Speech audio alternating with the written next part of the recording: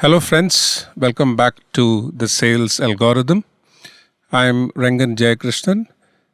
I'm running a podcast series on sales challenges faced by startups at various stages of their life cycle. In the first episode, I introduced our guest speaker, Sandip Chintawar, and the interview provided an overview of Sandip's entrepreneurial journey. And today's episode, which is the second, I'd like to take a deeper dive into a topic that's often overlooked: failures and setbacks. While success stories are widely celebrated, the challenges and roadblocks faced along the way don't always get the attention they deserve. In my view, failures are not just inevitable in the startup journey, they are essential. Understanding how one navigates through tough times, learns from missteps, and bounces back stronger can offer invaluable insights to aspiring founders. So today we'll focus on those pivotal moments of struggle and, more importantly, how they were overcome. Sandip, thanks for joining me back. Thanks, JK. Thanks for inviting again. And nice to see that you got a very good reviews from our last podcast. Thanks to you for all the content. After the successful release of our first podcast, I received a lot of reviews, as you know, from interested audience who wanted to know more about your journey. So today we'll just delve more into your journey. So my questions have been designed based on that. First of all, let me take you back into when we were together at the University of Roorkee, which was then and today's IIT Roorkee. We were both pursuing our masters in engineering. Can I ask you if this was precisely the time when you started preparing for your future entrepreneurial journey? Not really. Let's go back to our 1990s, right? If you remember, it was still a socialist country, like a socialist economy. It was a permit economy. Nothing was available easily. Getting a telephone line used to take years. Right. Getting a scooter, two-wheeler scooter, used to take decade. Right.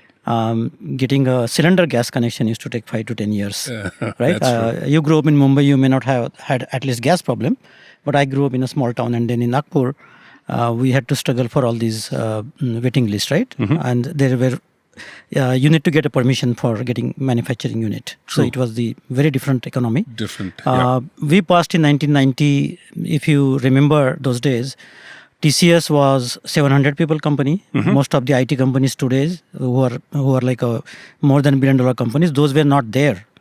Right. So it was a very small economy. Right. And they were mainly into staffing and other stuff, right? Mainly Yes, not. and those were only a staffing, that is to sending people to US. Correct. And that was for the low-end support jobs. Absolutely, yeah. The concept of whole software and the computer science was not there. Even US was up. We'll talk about it and how the industry was. And so there were very few opportunities. We used to get a lot of campus interviews. A lot of companies came for computer science. But most of them, those jobs were low end. I joined one of the company and in Delhi. I spent around 6 months. Is one of the good job, very well paid. But I was not happy because if you go back, the computer science masters in Roorkee was interdisciplinary. Interdisciplinary means you come from other engineering and then you do computer science. That was very not really a core computer science. Okay. Right? And it was not there in India. Most of our friends who are in computer industry, they went to US for MS and then they changed their major from civil or mechanical to computer science. Right. When you change your major to something like 1.5 years course where only 2 semesters, you don't cover all the computer science courses. True. And with that, and with no information, no internet, it was so limited. Computers were not available. The computer time used to be, you had to book the time, if you remember. We had one mainframe in IIT Roorkee. And some small x86 computers in the department. Correct. Even for that, we had to book the time, right? And also take the permission from professors. So it was not easily accessible. So there was always a limitation of interdisciplinary, and I knew that I had, and then I wanted to develop those skills myself. So for that, I wanted that kind of job. I did very well in my job in Delhi, but I was not happy because whatever I had to learn, I learned it, and then there was no more scope to it because it was just programming. So I thought I need to find what I want to do and where I should go after looking at the limitations of the industry that time. Right. So I left the job. Nobody thought that I will leave the job. And nowadays it's so common. That too, I remember the company, without naming it. I mean, it was such a big company, and to leave that company, it would have been really a shocker for your friends. Everybody. It was a shocker to my colleagues that time, a shocker to my friends and family. Nobody thought I am going to leave this is a good job. But I just left, came to Mumbai, Pune. Lived with friends and my sister in Mumbai, and I started meeting people. That time, everybody was busy in getting the job, getting settled. I was looking for what I should do. I wanted to do in computer science, but I was not getting the right opportunity. I wanted to learn. Learning was everything for me. Just get the skills. And going to US through staffing firm was not my interest. Absolutely. So those were the only jobs that time, or going for education to US. So those were the two things to do, and I didn't want to go for both. So I spent around maybe 7-8 months in Pune, Mumbai. Met a lot of people. I met entrepreneurs. I met including civil construction contractors, industries, computer science. Who had a software company, I met those. That time I met Anand, who had just started, like maybe 6 months. So I met everybody around me, whoever I could get hold of. And then also trying to see, and then once one of our common friend who was in IIT Bombay that time, I visited him, and then he took me to his professor, who was a HOD, head of the department that time. And we were chatting, and he said, "Oh, Sandip, what are you doing?" I said, "This is what my situation is. I'm still trying to figure out. I want to learn." He said, "Just come here. You do research. Come for PhD." Okay. And then he sent me offer later in few weeks. And then I joined there as a research engineer. That was the one thing. And naturally, I got access to more computer science, and then I had full access to lab and to libraries. Right. Obviously, IIT Bombay is more equipped from that perspective, and would have given you some more opportunities. But while doing this, I realized that if I am in India, or if I do not get right chance to get to a depth of the computer science or do something which I like. My liking that time was networking, but I was not getting anything into networking because it's a chip design plus hardware combination. Then I thought maybe I should try to develop some software where I can use my skills and maybe other people's skill. If I don't get it, I can hire people with that kind of skills and then do that. But I was not ready that time. I spent around a year in IIT Bombay. Once professor called me, says, "What are you doing here? I think you should go to industry, go to US." So then I started again looking for companies where I can go to US. I wanted to go for a product company, and which is very rare that time. Not even few hundred startups were there. Absolutely. Right, and the big software product companies where nobody had any Indian presence. So I could get introduction to one of the entrepreneurs who was some family friend. He had that time a project management software company, well funded. And then they hired me, and I went to US. It was, I think, 93. And so all this process, I realized that if I don't get what I want, I should at least develop a product. Then I started thinking about entrepreneurship. Shall I develop my own product? Then how to sell, can I sell, and then doing my own analysis, where I stand, all that, Great, fantastic. So when you began your stint in the US, and you said initially during the pre-US days, you were not so much pivoted towards developing a product or starting a company. You were more on acquiring new skills, on learning new stuff, and then you landed in the US. And again, you started working for a company, but this idea of creating something of your own started. Already the seed was germinated in your mind that, I should do something by myself. But you did tell me that you didn't have many of your friends over there, and you mentioned you didn't have any great network over there. And added to that, you are not a salesperson. I know that. I mean, at least at that time you were not. Now maybe you're a salesperson, but at that time you were not. In spite of all these drawbacks, how did you really manage to launch your first company within 18 months of being in the US? Can you explain in detail? If you ask me to do it again, maybe I won't be able to do it. That time I was really driven. when I went to US, I still had my thinking that I want to do something in area where I like.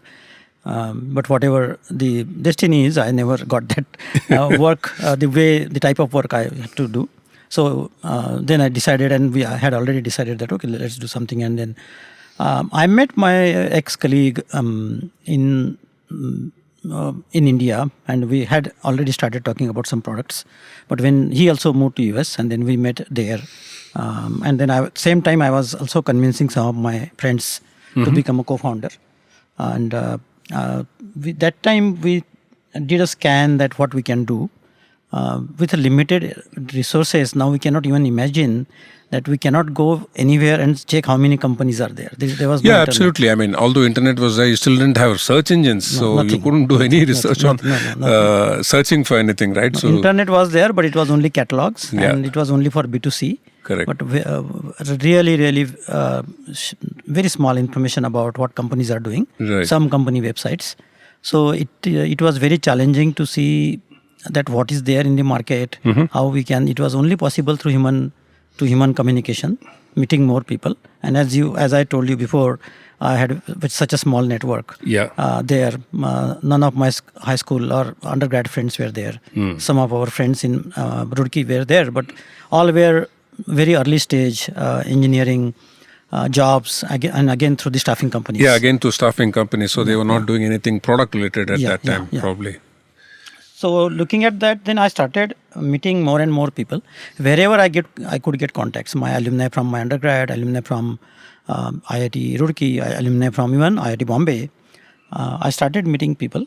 Whomever I met, I used to ask, do they know some people? Everybody would know. When we used to go to US that time, we had like 10, 20, 30 contacts. All the relatives and friends would give you handwritten in your diary, right? And if you go call them. And then, with landline numbers. Yes. Because mobile were not so much then. So we used to call those people while working on the product idea. I was parallelly talking with those people. So we came up with the idea of case tracking software. The case tracking is, if you know most of the customer service or IT or all the companies, they have different tasks and cases which goes through the departments, their groups, and then you follow it. There were very few and very rudimentary that time. So we started developing it. We used to sit after our office hours, after our job. In Cupertino, outside Apple, there used to be one donut and coffee place. Still there? By 7. Have you checked it? Still there? Oh yeah, still there. It's called Donutville. One of the Chinese origin immigrants started it, and still there. There's one of the cafe which is still around there. And might have felt nostalgic when you go there. Yes. So we used to go there after dinner, maybe 8, and then used to sit there 2 or 3 o'clock, and we used to do coding. That time laptops were expensive, but we had one laptop, and otherwise we'll go back to office and do the coding. But then do all the these algorithms and discussions and architecture around the architecture. There, and then it had become a meeting point. Okay. So everybody knew that we are there from 8 to 1 in the night. So people used to come and meet. So it was fun also. So having fun while working was always my. Absolutely, I understand. And back then, you still had your connects with IIT Bombay with the professors. Yeah. So coming back to, you had asked me on product, and then we were working on the product. Same time, in 18 months, I met many people. Every week I used to meet at least 3 to 4 different people, and you had to go meet in person in their offices or at their home. And these were like top management people of companies, some of them top management, investors, all kind of people. I used to meet. I did not have anything I wanted to learn. I just wanted to learn. Everything about, not only for technology, but everything about it's amazing. The place, yes. And same time, I realized that I coming from small town and I never grew up in big cities. Language wasn't always an issue. So I even did accent reduction, English speaking, public speaking. I did all the kind of courses. And I made very good friends there. All these classes, I made a lot of friends. Okay. And those were immigrants and at different positions. So I made a lot of friends all over, not for the business, but even today I have friends. In general, you started networking. Yes. You like networking as a subject in your engineering as well as networking social networking as well. I like meeting people. I like to learn. I like to have deep conversations with people. It really really excites me. Socially, I may not be very social person, but on deep conversations, I have a lot of friends. It's not like I go to some party or some meet and then I speaking with a lot of people. That is not my personality. Correct. But I have very deep relationship with many friends. But I believe this is a very great thing to do. I mean, you think about doing a product and starting a company, and then you realize that you have limited network and you start really meeting the influential people in the industry, key people in the industry, and start making real contacts and network. And while you're building the product, you're building your contacts, your network. I mean, this is amazing. And you said you didn't have access to internet, so there was not great search engines. I mean, search engines didn't come those days. Yeah, I used to go to libraries. You go to the library and... I used to go to local library, also go to Stanford, go to computer science library. I used to spend all my extra time after the job in doing something productive. And just this urge to learn something was so high, so much in you. I mean, that urge was probably more than building the company, right? Yes. Initially, the urge of learning was very high. Yeah, I mean, very high. And going to the land of opportunity, you see so many things. Coming from a socialist type of economy to going to a US. And you see all the information is there, right? Economy is open. You can do so many things. There are so many success stories. I read a lot of biographies like Hewlett Packard. I studied them. That how did they start? They were technologists. Actually, those were also reluctant entrepreneurs. When World War II started, even before that, their professor insisted them to start a company. Oh, okay. So I was so impressed and amazed by Silicon Valley, and I still. It is a hot pot where all the talented people all over the world come from last 40-50 years, more than 50 years. True. So it was looking at that, I thought it is a very good opportunity. I shouldn't lose that kind of opportunity to learn and do something. And I always wanted to do something more than 9-to-5 job. That was never my goal. And I think if you have a long-term goal, you can sacrifice your current things like fun, right? Absolutely. All our friends that time used to have fun on weekends, going out on picnics. There are so many places to visit around. Absolutely. In California. No doubt. I was working on the weekends all the time. Studying, going to libraries, even upgrading my skills, doing programming, coding. And many people helped me. Many friends who had very good programming skills, they wanted to do something, but not the company. They used to come on weekends with their computers and we used to sit and they used to help in coding. Okay. So people really helped because they saw the drive, right? Yeah. I mean, the drive was really, I can see that, feel that drive in you. Yeah. The way you were like so much inclined to learn things, and this urge to learn also helped you to build your product and network with people. I mean, all these things you did together. That's really amazing. Yeah, and same time you just went there and did everything together. This is precisely the point I'm making. Yeah. And same time starting a company. That time even information about business law or immigration law was not available. I had to go and read go to libraries and read about law, about immigration laws, and because most of my friends were on immigration visa. They did not have green card. Right. So starting a company and as an immigrant, as an H-1B, what were the downside and what were the positives? You should know and that. Good thing that I always used professional help. So that time while in job, I had hired a professional law firm for a business and immigration law. Okay. So that time I had to go all the way, drive to San Francisco from South Bay. And go to the law firm and engage them to start a company and understand it. So while I was on the job. Okay. So I did lot of things while on the job. Right. Very committed. I must say you were really very committed on this whole thing. So great to know that you started with a dream to build your own product, never lost sight of it. Never lost sight of your long-term vision. In spite of not having contacts, you started building contacts grounds up. You started connecting with company founders, investors, worked hard on your networking with people through various alumni. You said also you had alumni connections.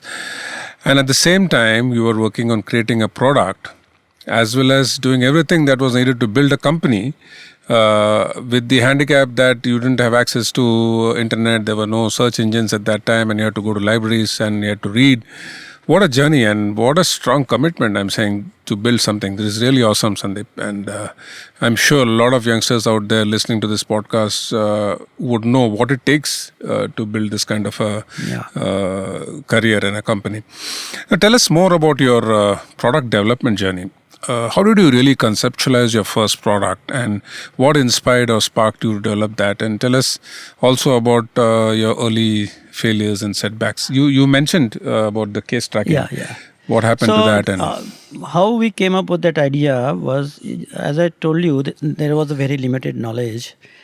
The company I worked for in US was also a startup, so we did not have much exposure about IT departments, right? And what kind of software companies use. But whatever we had, and after discussing with people, we thought that the good scope is into case tracking, because all the IT departments or the engineering departments need some kind of case tracking. Absolutely.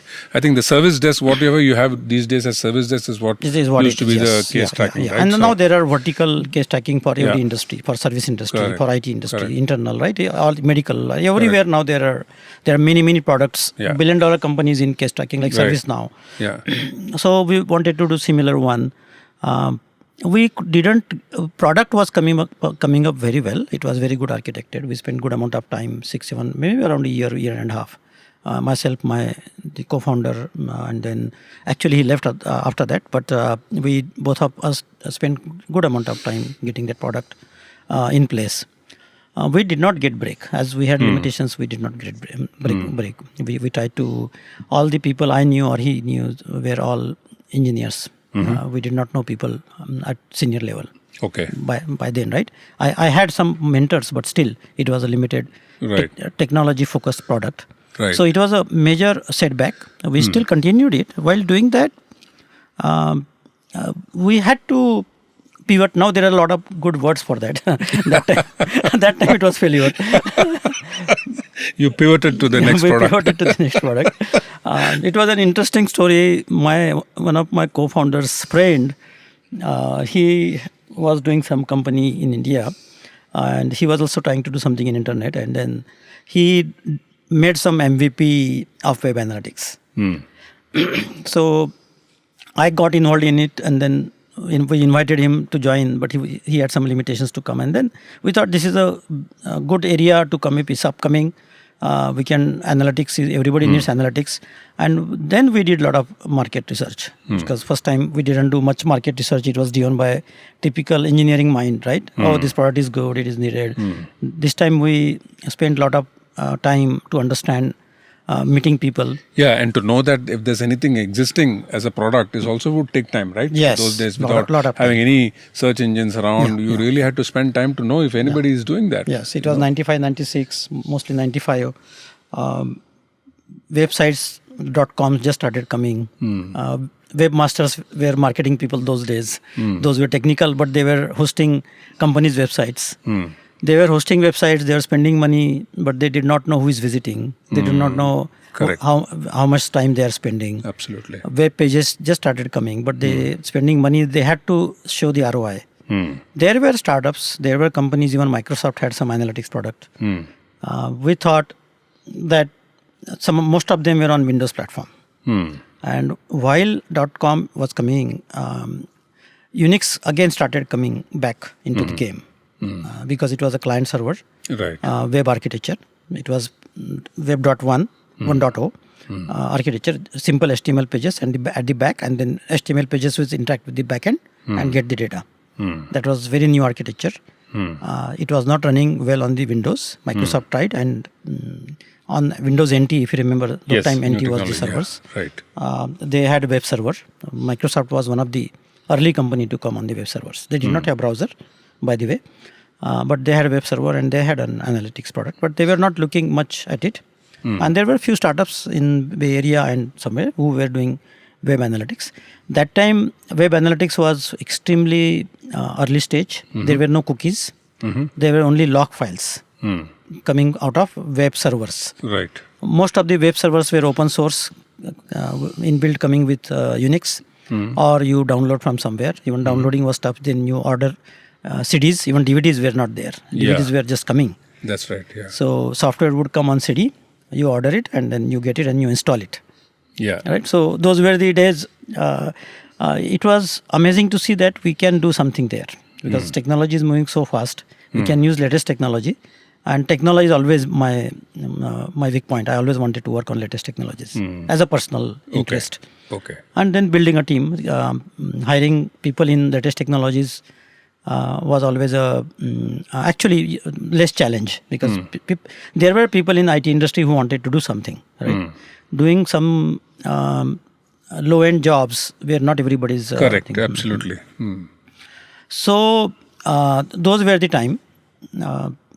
There also again going back to I think today's your topic was failures and Yes. while it was exciting, what is happening that time, if you remember, Netscape was coming as a browser. Correct. Yeah. And there were some open source, but Netscape was one of the upcoming. There were no standards, no technology standards for anything. So they were changing every quarter. And then they were releasing their browsers every quarter. And then all other competition, including Internet Explorer, Microsoft has started developing, and other open source companies. AOL had browser. So everybody was going in their own direction. And nobody had big market share. Today we don't even think Chrome is the one. You put it on a Chrome or maybe some Safari. Absolutely. Nobody even thinks about it because everybody follow standards. Correct. Those time there was no standards. Every browser, we had to support every browser because everybody had 10-20% market share. Correct. Netscape was coming up, but still they were not the market leader. The technology itself was developing and upcoming at that time. What we decided that time, especially I decided to use Java. Java was just coming, 1.1.0 was not there. And Sun Microsystems had just spun off their Java division as a JavaSoft, as a subsidiary. We became a partner. And then Java first started as a front-end widgets and not as a back-end. Okay. Now he's completely back-end technology, but when he started early, they were focusing more on widgets. So we create a lot of, it was a very basic technology. We create our own widgets on Java. And then we use that UI, Java UI, to have our product UI. Okay. Nobody was, I think it was one of the first Java product, Java UI product that time. And we got even awards also for that. Oh, okay. Yeah. Interesting. But we had a lot of setbacks. Having a product which will work on all the browsers and all the versions was just nightmare. So many times I thought that maybe it is better to change everything and go back to some other stack. Okay. We had the discussion all the time, but we continued to do that. We tried some web-based, which is simple HTML. But then those days HTML was not dynamic. These were very static pages. Okay. Having an application, a full-fledged application on HTML was a challenge. So we continued working on Java while we started few things on HTML.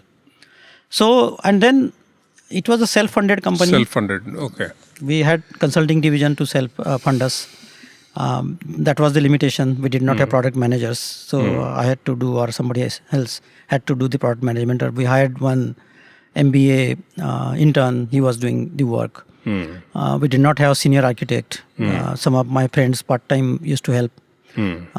We hired some from IIT Bombay. I had relationship with IIT Bombay. So I was one of the first company to hire directly in US that time in 96 from computer science department. So how was it? Was it relatively easier at that time to hire people? Very easy. Very. I could hire anybody. I went there.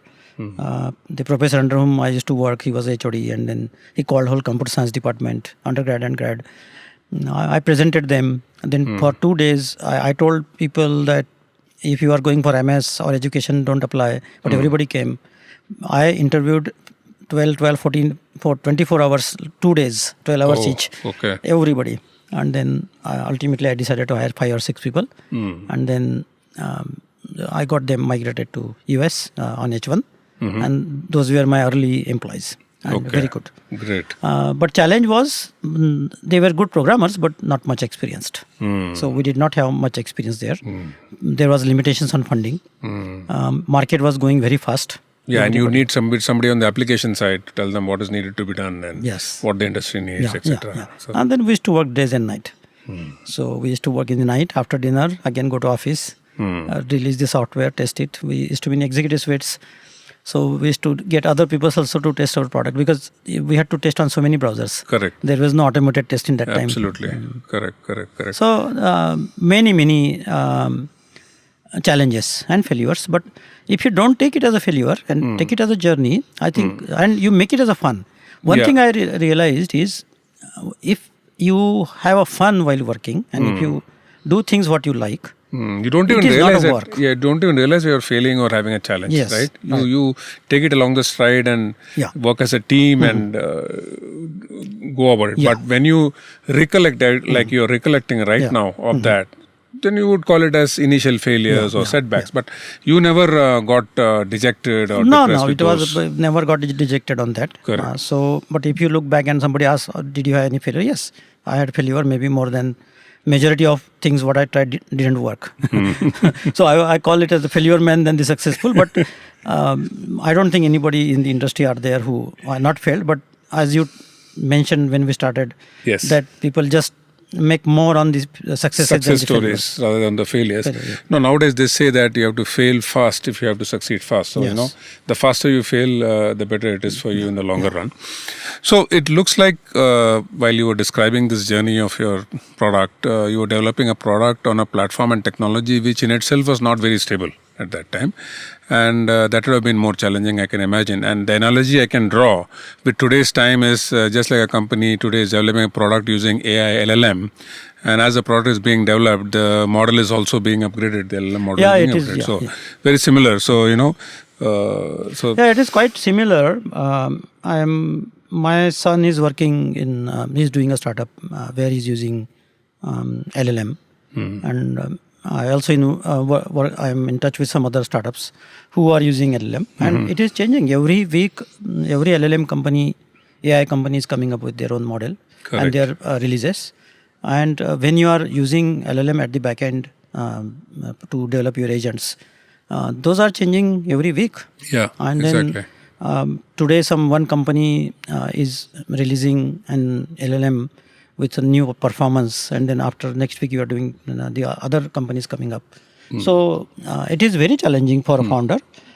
Even if you are good at your field, you need to be on the top of what is happening there. It takes your time. And it's all about time, right? Where your energy and time is all, it's what it is. Correct.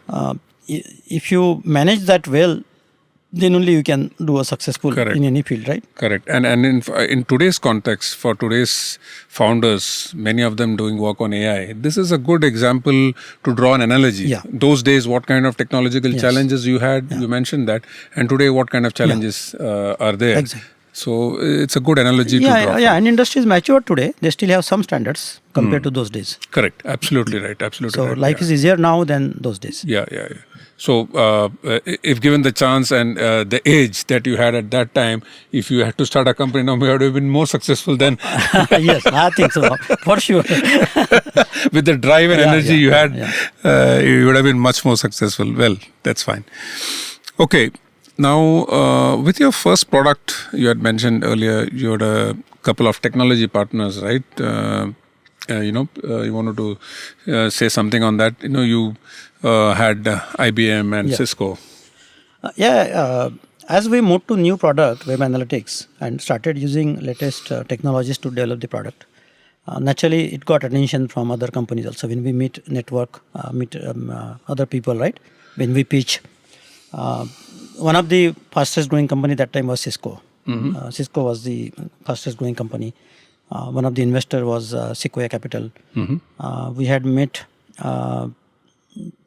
Sequoia for some investment. It didn't happen, but we got introduced to CISCO. That time, we also got introduced to one of the unit in CISCO, which was Internet Appliance Unit. They had spun off a separate unit for the latest internet-related appliances. Okay. They were hardware company. They are still hardware company. And they had a lot of products in that. One of the products was Local Director. That was a load balancer. While internet was coming up, even internet traffic was growing. And CISCO was the major player in the networking that time. And this was application. Most of the companies had routers, but nobody had web traffic management. Correct. Very few companies had that. For them also there was a problem that what they didn't know what is happening on their web traffic. They knew what was happening on the packets. Right. They did not know on the HTTP level. Right. Right, on the higher level, Right. like which pages and all that. Yeah. But when you say web traffic balancer, means you need to have that information.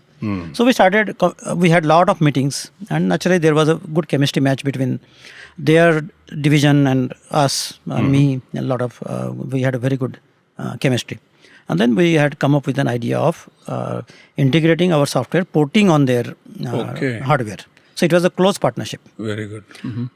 So that went along very well. And then same time IBM was coming into internet. Everybody was trying to get into internet. And they had their own web server, which they used to sell it in a box. Box is a CD in a box. And they wanted some analytics. So we bundled with them. Okay. So we had a lot of good bundling partnership.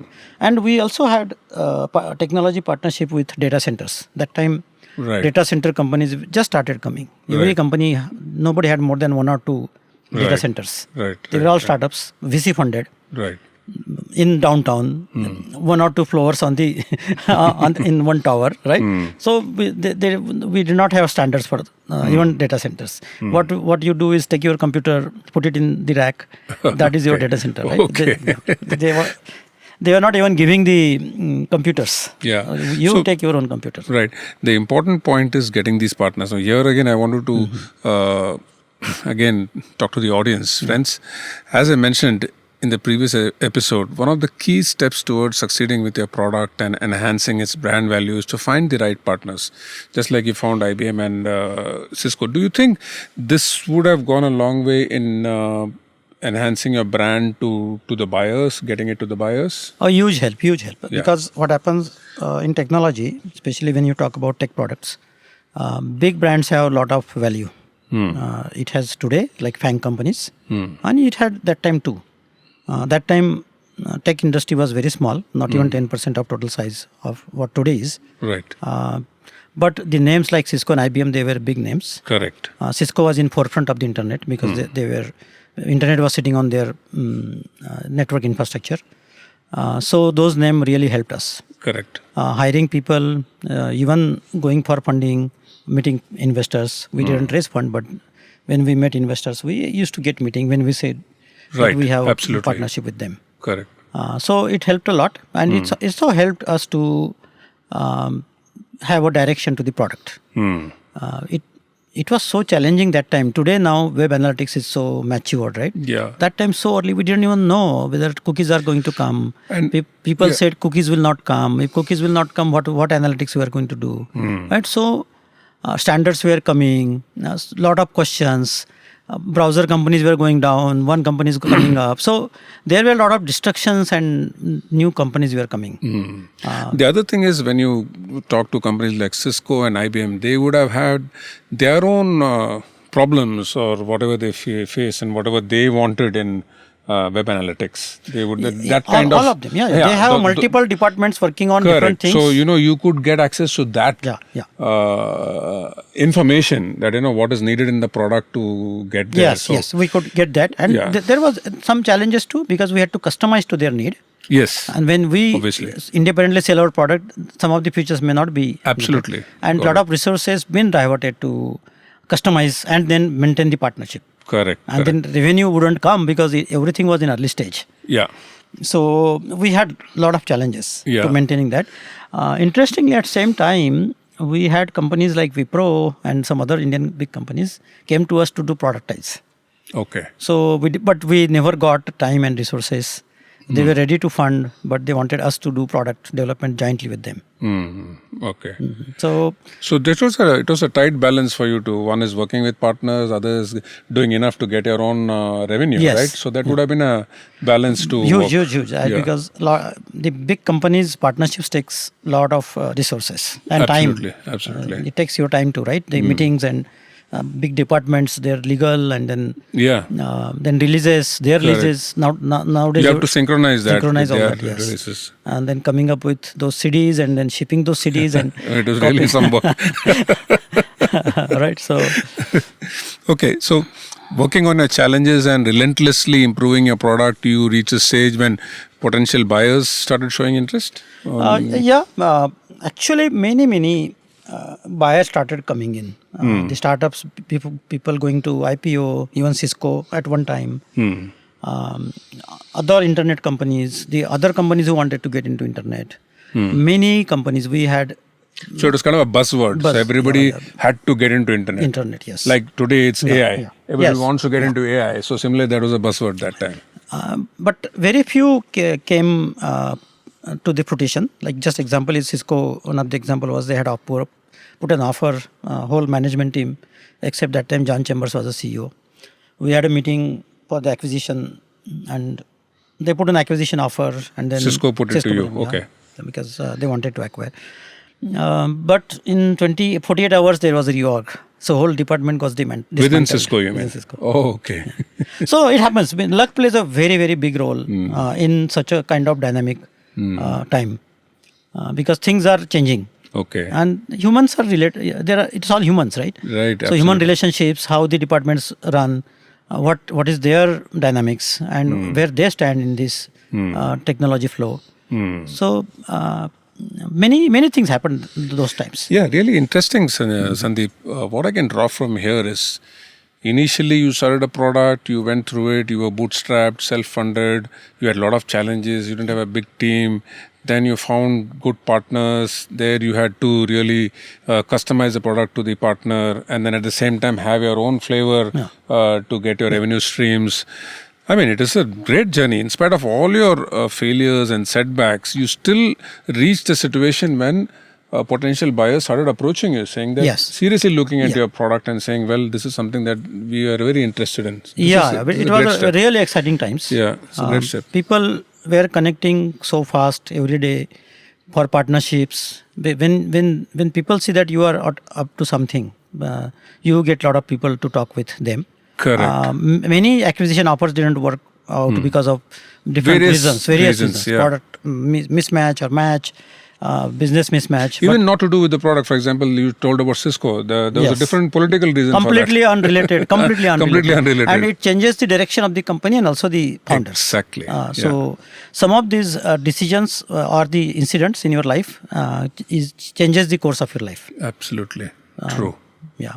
Absolutely. So those were the days where things were moving so fast, like what is happening right now. We can little bit correlate to what is happening in AI. Absolutely, we don't know what is every company we can't track. It is physical and mental limitations to track what is happening in the industry and still working on the product. I think founders of current generation will have similar challenges. So that's what they can relate to this analogy. I mean, what you did at that time. What they cannot relate to is the limitation of resources.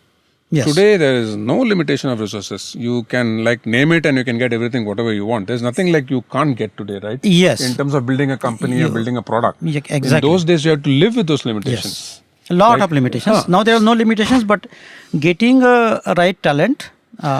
True. That always a maximum output has always been a challenge. That has always been a challenge over the years. Yes. But for somebody who's got an idea, who wants to develop a product, the resources to do that. This is a phenomenal time for doing a startup in a technology. This is the time. This is the time. If you are not even expert, you can take AI's help. You can have people. You can get online, get on the Twitter. You can follow the people, DM the people, and then you can get to a right person. Yeah. One of the best times for entrepreneurs. Best times for entrepreneurs. I mean, I really think this generation is quite lucky from that perspective. Okay.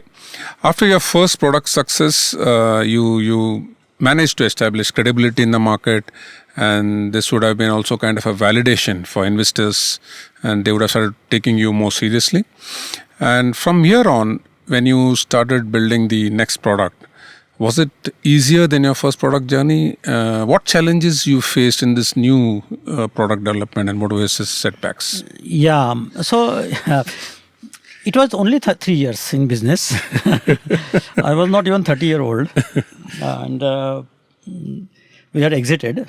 I had some money, few $1 million that time, not bad. I spent around a year 99 to work on my other product ideas. That time I was peace of mind. I had some money. I didn't have to worry. You had the luxury of having everything on and that, focusing which I on always that. wanted to do. Yeah. I took help of friends who were good who were good technically. Started working on MVP. Then I rented a small office. Had one of our common friend actually. He started helping me, and on some slides, like 3 or 4 slides, got us first seed investment. I think few $1 million. Wow. So your pitch was as small as 3 or 4 slides. Yeah. Okay. Very, very, very small. But Okay. because people had seen us, who were our investors, they had seen us, especially me interacting with them and then doing everything on our own, taking their guidance and doing it, right? And then giving, and being, have a gratitude about their help, right? Right, tell that, absolutely. keeping relationship with them. And then I think it's all relationship and trust about funding. Yeah. So got initial funding and all the trust. So our investor, I was handling finance and legal all the time in my all companies. No investor in my second company asked any time, no audits, nothing. And total we must have raised around $18-20 million that time, which is close to $100 million today. But there was 100% trust of the board and the investors. But coming back to this, I started spending time in rented office with one of my friend. We had some angel funding, seed funding, not angel, proper seed funding, and started working on the some of the things which I thought were technological problems. We built an integration framework and transaction system, and I wanted to do a high performance transaction system. For high performance transaction system, that time hard disk seek time, memory seek time, even the routers were slow. So I wanted to achieve that, and very few companies like TIPCO and the other few had high performance transaction system. And I wanted to do it for business documents like invoices and POs. Okay. So come one layer ahead, upper, and then do the transaction system for and then integrate all different business standards. EDI is one of, you must have heard from EDI, right? And then other upcoming standards. And then I was on the standards committee. Okay. And then connect all these business documents together, and then you could send in something in email and convert into XML. You said you were in standards committee, so this is a generic body, or it's a no, generic body, the generic business document for technology and business document configuration thing, how to interact, on the internet, because internet had just come, right? Correct. So now it is like how business are going to make use of it, how software to software communication will happen. Okay. So now we talk about AI to AI communication, agent to agent communication. That time we were thinking about, and I used to do a lot of research on agentic. That time also AI was there, so how agents can perform. Okay. But this was software to software communication without any human intervention. So you have a company, I have a company, I am sending PO to you. It gets to your software, you convert it, right? So you need an exchange in between to convert to your formats. That's correct. You configure one time and then we can exchange. Correct. Okay. For that, there is a EDI. There used to be, and even today there is a EDI standard. So we converted every kind of a document interchange format. Okay. Yeah. And then that was used in everywhere, even credit card transaction processing, healthcare transaction processing. One of our customers, Bechtel, one of the big engineering firm, they had thousands of suppliers connecting them. So everybody had the same problem. So how did you think about this problem, having some integration? Where did you come across this problem? While working on web analytics, internet, right, we're talking with the companies, realized that interaction is a big problem, even on a networking layer. Got it. So going back to CISCO, even in second company, we again had a partnership with CISCO. Now we were talking about the higher layer of... Don't tell me CISCO came again to you. Yes. So we did a big, one of the first POC, it was a huge POC with CISCO of their running their transaction network of their suppliers. Same time, their other department, one appliance department, again in the new age, they wanted to put the business layer on top of routers. So it was a very good combination. We spent good amount of time, but in .com crash, everything, we will talk about it. Everything crashed, and then those departments went under. That is, you're talking about the 2000. Yeah. So you asked me about challenges. Naturally, it was a really fun time because I had money in the bank. I had good supporters. I could hire anybody I want. I hired my seniors. I had my ex-colleagues. I had my juniors. True. All who were good technically, I convinced them to join, and it was an amazing team. And I built such a nice culture. Even all of those colleagues, they still say, and most of them were friends. It was like a real fun place. People still think that is one of the best place to work that time, even today, in after 20 years. So I had built a very good culture. And it was fun for everybody and we used to spend 12 hours, go in the night after dinner and again work. Even I did babysitting for someone because he was doing some work, right? So it was like a family. And it was quite a big, we had around a few 100 plus people in US. And that time I first time had a development center in India. And again, I personally spent time in Mumbai and developed the center and worked on the culture. So a lot of people from that company is doing great in the industry today. Okay. And going back to those days, the data center had just started. Yeah. We had to build internet communication network, right? So it has to be cloud. So we had to build cloud ourselves. So that time it was not cloud. It was not called cloud. No, it was not a cloud at all. So we had to buy CPUs, mostly Sun Microsystems. That might have been very expensive. Very, very expensive. Everything was expensive. The storage, hard disk, routers, that local area network to connect between storage and CPU, because you need to have very less stick time. There was a special protocol, private protocol of CISCO to run the communication on the network. So we take all this to the data center, outskirts of the city, connect all this together, and then you have access to the internet. Bandwidth was less. Okay. So downloading software was not a solution most of the time. So somebody had to go there, put CDs for a whole day, install Oracle or database and operating systems and all that. Like a data center, manual data center, you would say, a manually operated data center. So I had a director network operations and then network engineers and database administrators. So those were different days. Very, very interesting. I mean, just a little bit diverging from the topics that we have been discussing. What has been your wife's take in all this? I mean, you've been like so much crazily working 12 hours and 15 hours a day. Those were the early days of marriage as well, I think. Yeah, just see, to get into entrepreneurial journey and more in depth, it is always a personal side also, right? That time I decided that I would do something and then only marry. I don't know if it's good or bad, but I thought. So you had set a target for yourself. Yeah, okay. I would do something. I will take a risk before 30. Do something, right, and then marry. I don't know whether good or bad. It's the different theories, right? But I am happy with that because it worked well for me. I never had to worry about whether I can buy something or not to buy something. No, I'm saying your wife didn't have any complaints from you. No, she never had a complaint. So by the time I'm married... She's more the victim in this. By the time I'm married, we got married and next month we got an acquisition offer. Fantastic, yeah. Naturally, I was always working. But I always took off also. Whenever we used to get time, we just get out of the town. No, on a serious note, I mean, you have done a lot of sacrifices. I mean, you used to say that those days when your friends used to really be picnicking around and you were not really, you were working. And similarly, that would have, kind of rubbed off on your wife also. I mean, for example, newly in the US and you with your, kind of drive to run a company. Of course, I'm sure she should have been happy supporting you. But all the same, the sacrifice goes for both. It is. And I think it has got its own impact on family. It is not that I did not spend time.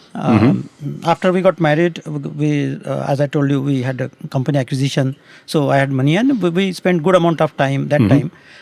that time, those years, I was having fun and others were working. Oh, great. So you already reached that stage of the other side of I used to go around on weekdays because no the other side of the scale. Yes, Great. Yes, I did Fantastic. all that. Only thing that I had to carry my laptop and working because I was working on ideas. But I had a lot of fun on that side. Great. I think what tough on my wife would have been big change from typical Indian middle class government job background to such aggressive dynamic there, and then having such a big success, and then the impact of that. You always have positive and negative impact from the society. I mean, there's both sides to it. So obviously, and definitely it requires a partner who understands your dream, who lives your dream, and who helps you get your dream. Yes. Fantastic. Now coming to the next, with your successes in developing products that fill the gaps in the market, you really went after products that was a gap in the market and you started developing that. It was really a great way of doing it, addressing the pains and challenges of the market. You establish your credibility in all ways. I mean, technically, also with the experience of having run a company. So everywhere you establish your credibility and got validation from various levels, investors, companies, other companies, partners, etc. So what would you want to say in general about your entrepreneurial journey, especially talking about failures? I mean, given that you had so much of failures and setbacks in your own journey, so what would you want to say about? Yeah, I think I would like to say, especially on this podcast, when we listen to other people, we do listen to so many podcasts. People just talk about successes, and there are lucky people, or they have been lucky, or they did not have much failures, and there are people who are billionaires and also very famous that their first company been successful. I spend a lot of time because I read a lot and I think a lot. So I think it's all about where your point is. Your journey is from point A to point B, and everybody's point A is different. My point A is different than your point A. Correct. My point B may be your point A. Correct. Right. When I went to US, I realized that where people are starting, that is my goal. Right. Okay. So it's all about point A to point B. But when you go out and when you get more exposure, you think that you have not reached the goal. But when you go back and see from where you started, yes, you need to see what from your where you goal started. was. Correct. Right? Yeah. You may keep changing your goal post, but you had made some judgments. You had made some philosophy that I am here. If I want to do point B, there are different ways to look at it. Philosophically, is that you just do whatever get in your way, you job, business, whatever, and see, and then go to top point B. Or you think that life is under your control and you want to do something, and then maybe you have different direction, right? Correct. But again, it's point A to point B. Correct. And everybody has billions of people. Everybody has a point A to point B in the span of 30, 40, at the most 40 years, right, of life. Correct. So point A to point B, maybe I'm happy. But if you go to Silicon Valley and see there are so many people who are so successful, right? So it is, if you start comparing, then it is, you say, oh man, I'm not ready, I am so many failures. But you have to see from where you started. Again, there may be people around who may say, I have not even reached what you have done. Yes. For example. So many. There are billions of people who are not reached. Even today, right? Yeah, sure. So coming back from US, one thing I learned is there are so many people who don't have enough to eat. Correct. So their point A is where, right? Their point A to point B is nothing but to have a food, right, every day, and then some education to their kids, and then the basic requirements of life itself is a challenge. It's a challenge. So it becomes philosophical after a while, and I think it's better to be philosophical from day one, that what you want to do, and then you don't keep changing the goals like for your happiness. Right. So if you ask me whether I had failures, I think majority, more than 50% I had failures. I had tried many things. Whatever I liked, I tried. And I failed most of the time. Right? Whatever you see as a friend or anybody else is going to see a success, because that's how you market it.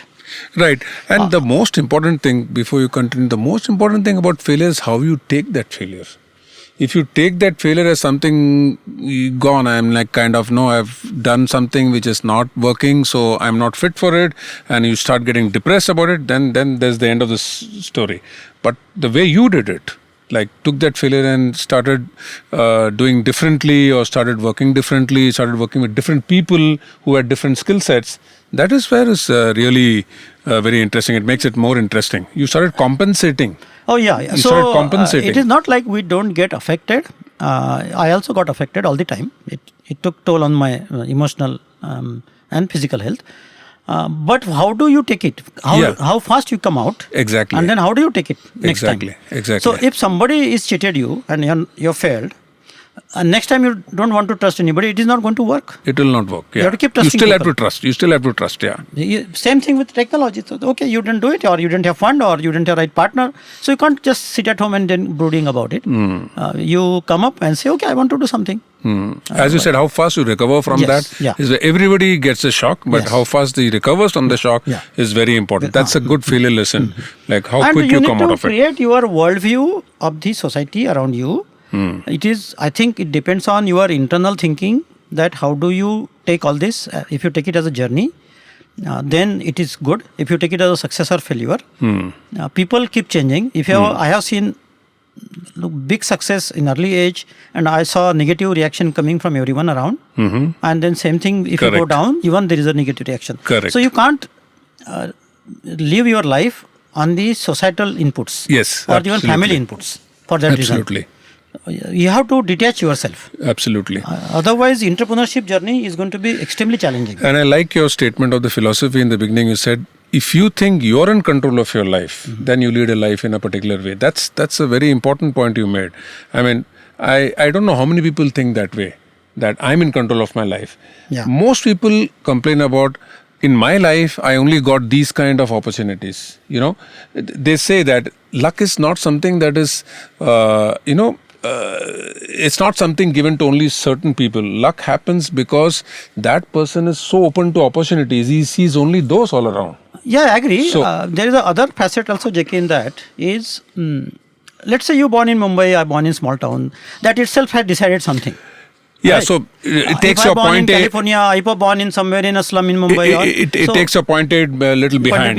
Correct. So luck plays a very big role. But how do you take, you have 30-40 years. Correct. How do you take those 30-40 years? You can take as it is. Yes. Right? And then say, okay, this is my path. I didn't get any chances. Other thing is you keep trying. And you go after the chances. Yeah, that is the point. Yeah. But for that also, you need to be very happy. Unless you're happy, you will not even know the chances are there. For example, if we take your journey, Sandip, for example, after Roorkee, you saw, okay, only these companies are coming to the campus, right? So you went to those companies, started working there. Okay, you are a person who keeps questioning, who keeps thinking, am I satisfied? Am I happy here or not? There are many people who don't even do that. So, the journey just continues as it is, and they have been slogging many years in the same company. Yes. Even colleague I used to work with, she's now a managing director of that company. Yeah. Right. So that's okay. She has chose grown through the lines. That's fine. But there are still people, for example, they fix their point B. They say, okay, my point B is just getting into the US at that time. And that's it. Whatever life offers me there, I am fine. So people who went through staffing companies, whether they were doing good, whether they were using their computer knowledge or not, was immaterial. They were satisfied with what, but you were not. No, I was not. You wanted to really do something really from a product perspective, something to create a change. Something new. Yeah, but now just see, few thousand people have worked in my different companies, right? At least 2,000-3,000 people, and some of them are now very big entrepreneurs. So they also learned something, right, from in all this process. Correct. So it's a good addition to the society. Even I could make 5 or 6 people's life change life. And I think I changed many lives. Absolutely. Out of those 2,000 people. Absolutely. So I take it as a contribution. Then doing a social service and donating some money, I rather run a business and teach people how to do business. Absolutely. And how to be a good leaders. Correct. So those are the important things. And failures, as I told you, I've been failure all the time. Even today, I have few failures. and then I'm okay with that. And naturally, I get down with that. I think that somebody cheated, or it was my wrong decision to invest in some company. But that's okay. Sometimes I don't call it learning, but it is a part of life. And I would say that if I don't have to say failure or success, both has actually same. Society is reacting. That's why we react. If somebody had taught us in the childhood that losing $100 or making $100 is same, right? That kid wouldn't have been known that he would have been happy all the time. Success? Yeah, correct. Right? It's all how we are seasoned by the society. Correct. Correct. Absolutely. Very good point. Okay, so Sandip, over the years, you've had the experience of starting a company, networking with investors, scaling a company, selling a company, and now more recently you are active as an investor yourself. So you have been through the whole gamut of the entrepreneurial journey, right from starting a company to funding a company, you can say. So what do you think today's budding founders and entrepreneurs should be aware of, and what are your points for them, or any specifically you want to address them? Yeah, sure. I think there's a lot non-technical, non-product and non-business, and more about yourself or myself to be an entrepreneur or to be a successful in any life. It's not only for the entrepreneur, but even for anyone to be life. Is you need to know what you are, all right? What kind of person you are. Like I knew, as we discussed, that I was not a salesperson. I knew that I was a technologist, but I wanted to make a change. So can I make a change, right? Maybe in India, I wouldn't be able to make a change that time because there was no platform. But I went to California and I realized that this is a good platform. So I put everything, all the time and all the efforts in that and did it. So at least I have confidence that I can do it. And after coming back, and I again tried here to do many things. Some things failed. So coming back to it, you need to know what kind of personality you are. Once you know, as close you are, what you are, the more successful you are. It's not about whether you are smart, whether you are intelligent. Correct. Just a question on this, Sandip, before you proceed. So the teaching that goes to the youngsters today is identify your strengths and identify your weaknesses. And of course, the teaching goes and says you address your weaknesses and work on them. Whereas with your interaction, I've always seen that you rather look at your strengths and try to compensate your weaknesses with somebody else's strengths. And that is a fantastic thing, which I like a lot. It's a completely opposite of what society thinks. Yeah. And when I used to go to parent-teacher meeting for my children, I realized that they normalize everything. So I stopped going to meetings. What is important is the society or the schools or new education system, they all spend time on what your weak points are and how to improve on that. I rather said that whatever I am good at, I had good intelligence, I had very good mind, very good philosophy, good wisdom. So I use that and trust, right? Honesty. Many times people say honesty is not a good thing for business. Many people advised me all across my life that you can't be so honest in business and you will not go anywhere, right? And you should adjust with partners or whatever people with. That's how the business is. But I said no, I can find people. I don't need a lot of money to survive, right? So if you know, that is what it is. If you know yourself, you know real strength, you work on those. And whatever you do not have people for that. It doesn't have to be business. Correct. It can be family too. In family, if you have an extended family, you will find some people you can run the whole family will run properly. Same thing with society. Like you go in your housing society or your housing association. If you have a right committee, everything changes. It's not about people don't have talent. Right? Correct. If you try to do which you don't have, then the problem starts. Or you try to show what you don't have, or you are not. Correct. The biggest problem in today's society is trying to show what you're not. Social media and all that. Yeah. You try to show off what is not, and you are the most unhappy person, right? And then you will try to manipulate whole thing around you. So that is the reason you need to know how you are, what are your strengths, and then you work. And then there are so many people who can work with you. Only thing that you have to share your success with everybody. Correct. People don't want to do that. Absolutely right. Absolutely true. if you're not after success, you're not after society respect or the societal hierarchy, I think 80% of your problems of entrepreneur will solve. Even today, what we see in current Indian entrepreneurs, I spent a lot of time. People just want to make money and show in the society or in family that they are better than them. That is not going to take them anywhere. Then all these scandals come out, right? They take the money out and then check the investors. So this cannot go for long. So we have to have, and I think if you remember, I put a lot of thing on the honesty, right? In last podcast. And I think I still say that should be there. Some of the value system has to be there in your personality. Correct. To be successful and happy. Correct. And also you need to see what are your real interests are. Now we are talking about entrepreneurship, right? So what are your real interests? It is so important. You were a civil engineer. Now IT had good opportunity. That's why you went to coding, and now you want to start a software company. So something is not right. People go to IIT in civil or chemical, and then go for coding. Something is not right? So then, if you are so much interested in computer science, then you go to computer science to other college. Are you interested in computer science, or are you interested in just to get a badge of IIT? Right. So there is a mismatch between what people say and what their real interests are.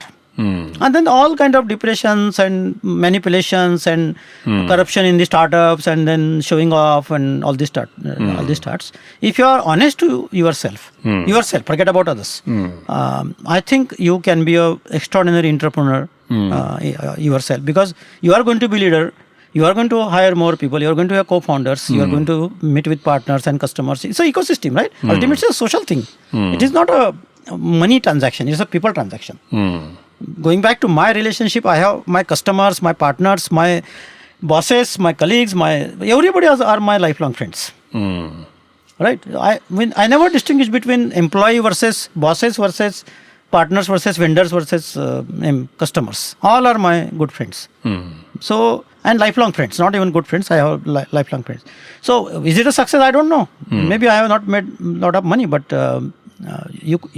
for some people it will be success. Correct. Right? That's right. And then going to once you know what you are, once you know what you like, and you want to start a big company, you start in that field. It will be very smooth. Naturally, there will be failures, there will be setbacks, but you will be able to handle those setbacks, and you will not be unhappy after that. Right. So you take. At least you'll have the satisfaction that you tried what was in your mind and made an attempt to do that. Yeah. And doing a startup for making a money for financial purpose is also, there is nothing wrong in making money. You need a money for everything. So it is not like our middle class values that money is so bad, right? So we always been taught not to talk about money much, and then not to go for business because it is not good. And then now you and me, we are in sales and business, right? Correct. So it is not that bad that you don't have to leave your honesty and integrity to. Yeah, same here. I mean, being a salesperson, I have never had to be dishonest. Same with, just like entrepreneurs, even sales have this label that they are not honest. And I'm telling you, my experience, I've been successful in sales in multiple organizations across the globe with pure honesty. So I've never been, not a single time in my career have I ever oversold or undersold or wrongly sold anything. So this is what my customers respect about me, and similarly I hear the same story about. Personally, I closed many deals across last 20-25 years.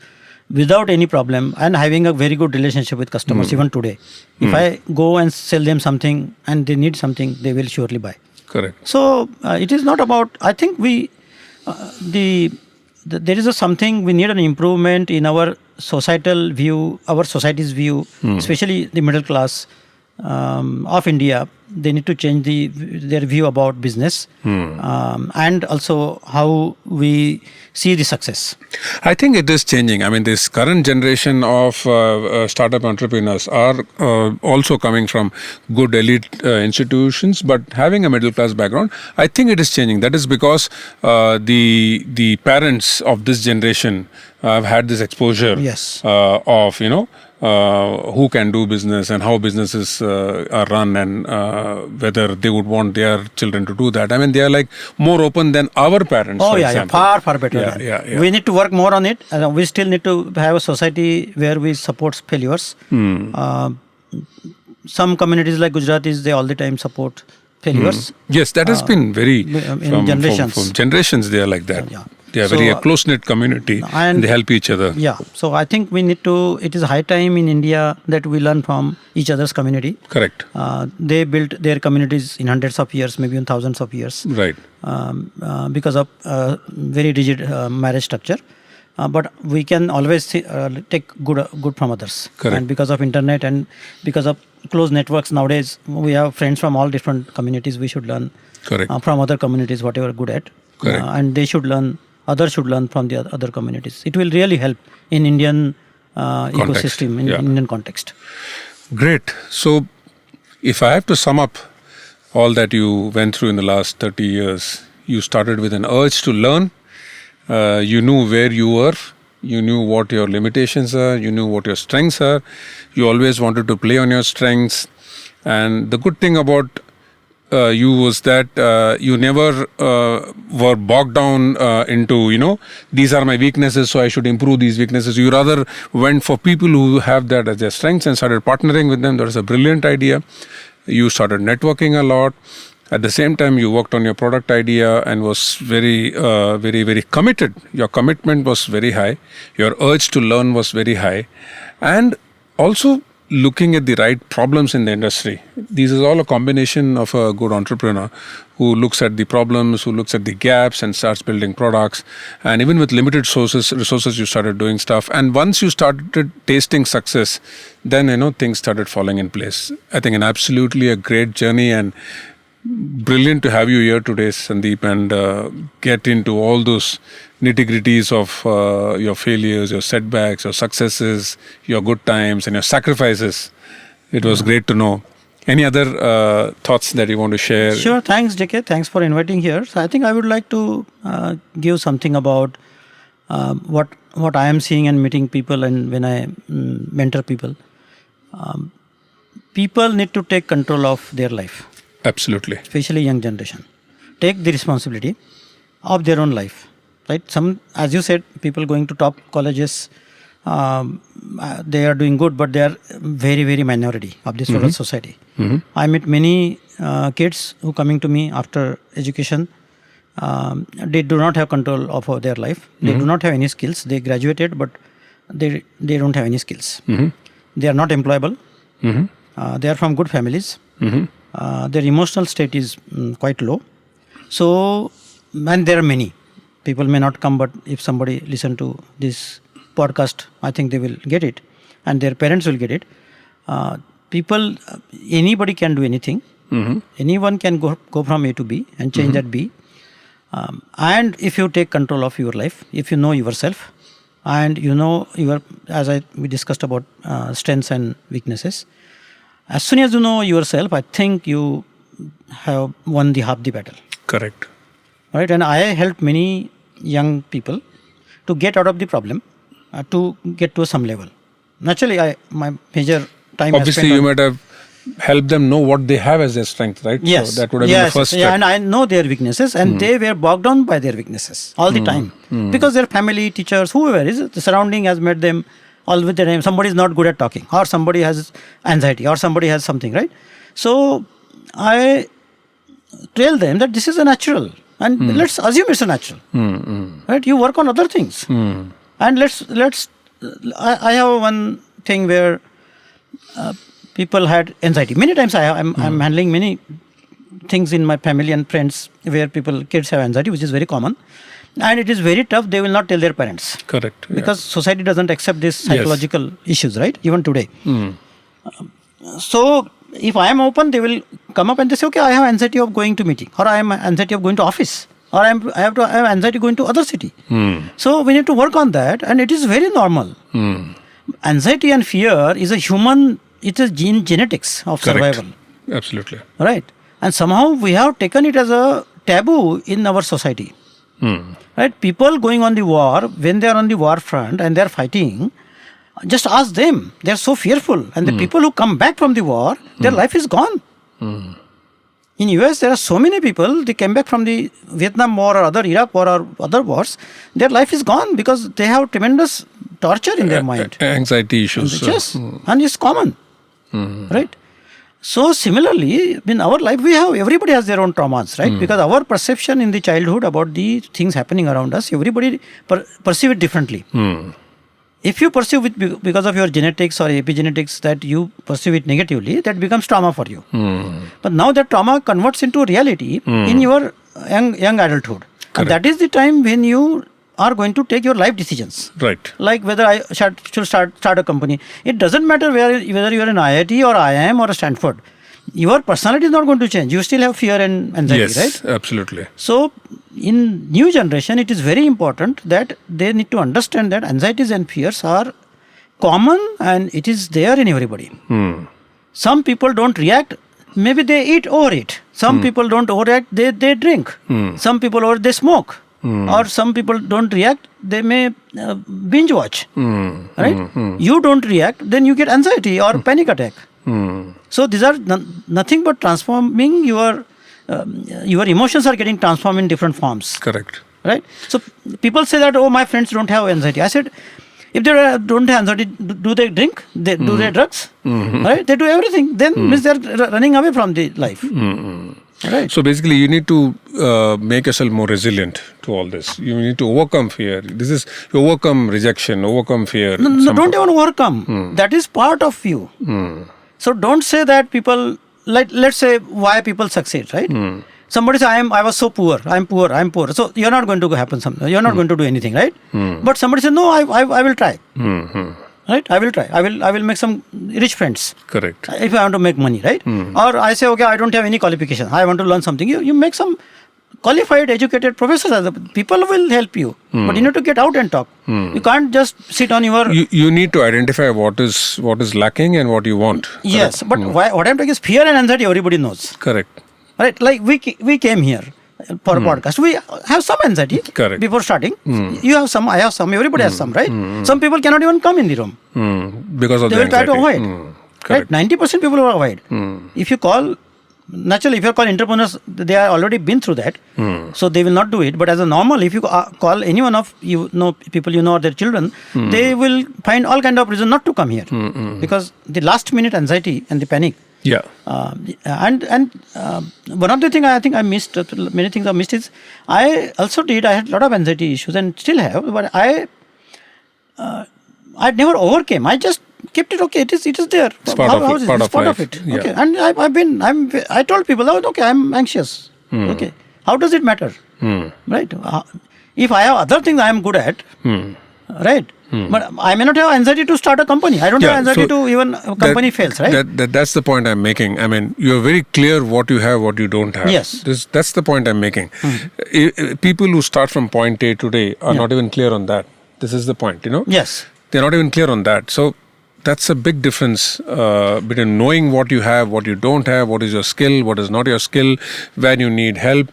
And again, coming back to the same point that I made earlier, thinking that I don't have this as a skill, but maybe if I team up with somebody else who has a skill, then I may be successful. That's a brilliant way of thinking, because nobody thinks that way generally. I mean, they try to start working on those weaknesses, and as you very rightly said, the more you start working on your weaknesses, the more you start feeling at some point a little frustrated.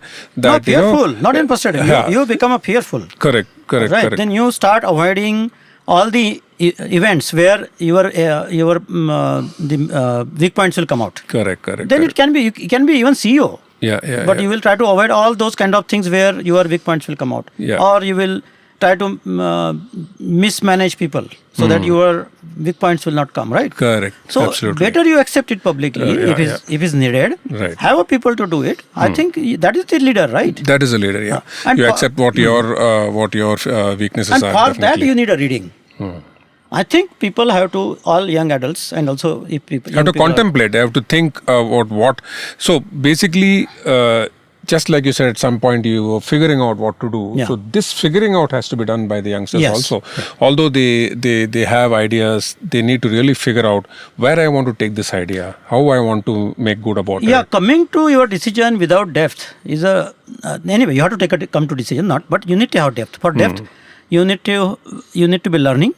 You have to learn from others as much as possible, so that you don't have to learn on your own. Otherwise, you will spend whole lifespan and you will not even learn.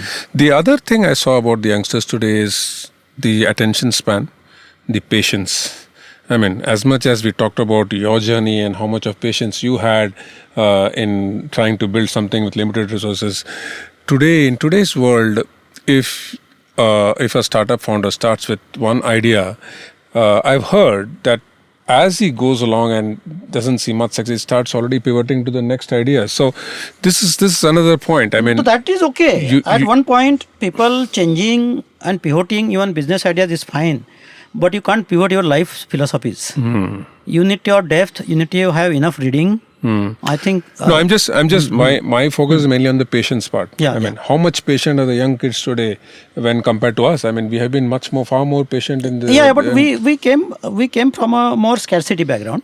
Obviously, We true. came from a scarcity background. I don't believe in scarcity background. I think there should be a abundance mentality in everybody. That's when only you can be creative. Right. No creativity has come from a Absolutely. Scarcity. Absolutely true. Very Unless true. you are comfortable sitting in air conditioned room, I don't think we can think. Right?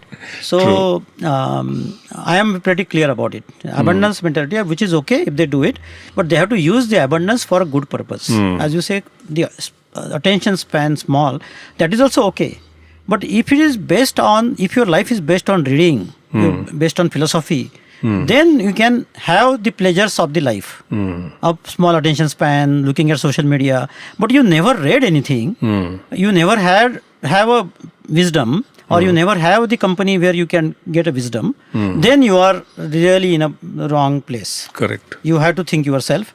So I tell everybody they have to read. There is no substitute for the reading. It creates a patience. Reading a book creates a patience. Absolutely. And you get to learn other lives just by reading. Otherwise, it will take ages to learn that. Correct. So it is available here. You only need time, and then you have time. If you manage the time, Correct. I think people have to read at least few hundred books in few years. Yeah, absolutely. Great. Very, very, very valuable insights, Sandip. Thank you. And thank you again for joining us today and sharing your insights. Thanks, JK. Yeah. I'm sure these will be incredibly beneficial for budding entrepreneurs and founders. We thank you, the audience, for your attention and time, and stay tuned to this space. And as we will have more episodes featuring successful founders, you can connect with me on LinkedIn. I go by the name Rengan Jayakrishnan, RENGAN JAYAKRISHNAN. I await your valuable feedback on my email jrengan@gmail.com, as in my name. Thank you.